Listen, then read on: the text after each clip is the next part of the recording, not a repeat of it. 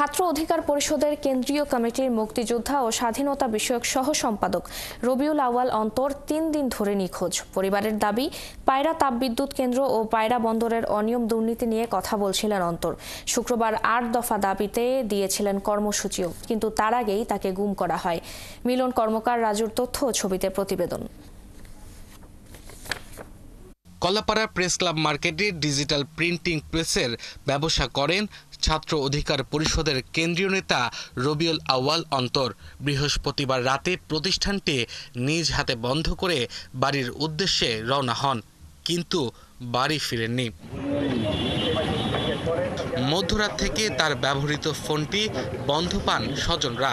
এরপর খোঁজাখুঁজি শুরু করলে তার ব্যবহৃত মোটরসাইকেলটি কলাপাড়া পটুয়াখালী মহাসড়কের রসপাড়া এলাকায় পাওয়া যায়। এর কিছুটা দূরে উদ্ধার হয় তার ব্যবহৃত হেলমেট। আমি নিজে আমার স্বামীকে রওনা করে দিছি, আর হেলমেট বাসায় রেখে গেছে। সেই হেলমেট দাদা পরে আসছে, আসার সময় ও কোনো হেলমেট নিয়ে আসে নাই। তো যাদের হেলমেট, আমি বলবো তারা শুধু জড়িত নয়, এর সাথে আরো মাথা মোটা অনেক লোক আছে। আমি চাই আমার স্বামীরে ফিরে পাইতে, আর নাইলে হচ্ছে আমি এদের কাউকে ছাড়বো না।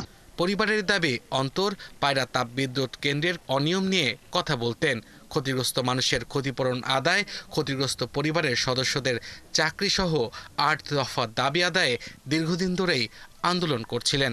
বিসিবিসিএল কর্তৃপক্ষ আমাদের স্থানীয় কিছু লোকজনের সাথে আর্থিক লেনদেনের মাধ্যমে হোক বা যেভাবে হোক এই অপহরণের ঘটনাটি ঘটিয়েছে। আপনারা এলাকায় যান, কিন্তু আর এমন কোনো দুর্নাম নাই যে নিজের স্বার্থের জন্য, সে স্বার্থের জন্য করে, মানুষের জন্য, কিন্তু এলাকার মানুষের জন্য করছে।